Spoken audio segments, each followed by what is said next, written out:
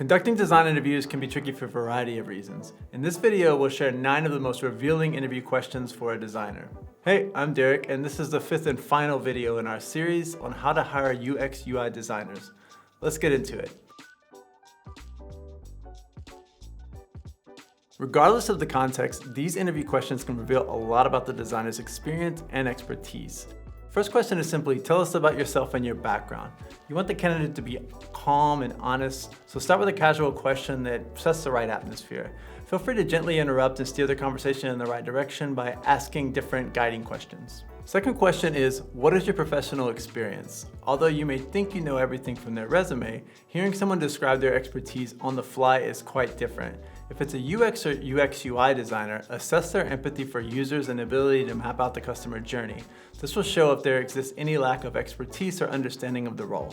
Question number 3 is, who was your previous manager and how would they evaluate your job?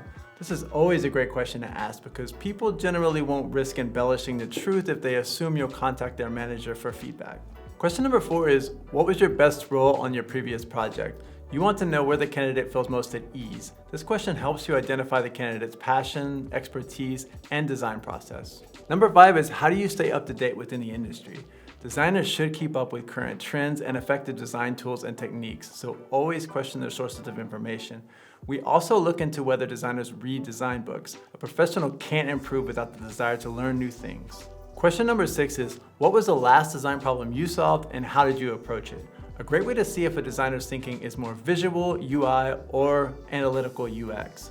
Watch for objective answers that are based on facts or analysis, or subjective answers based on feelings and tastes. Usually you want objective answers. Number 7 is, how would you research our future market? This question assesses the UX designer's research abilities. Ideally, you'd like to be asked questions like, should I research a product? What is my research objective? Who is our target audience? And so on. Number 8 is, what is your greatest professional success or failure? This is a tricky but a great question. The first variation reveals the person's definition of success. Is it the award that their project received for the 25% increase in customer engagement? The second question reveals their humility.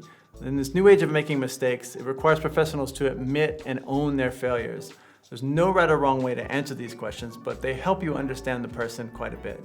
The 9th and final question is, what are your motivations? Soft skills and emotional intelligence are essential for effective teamwork and a positive work environment.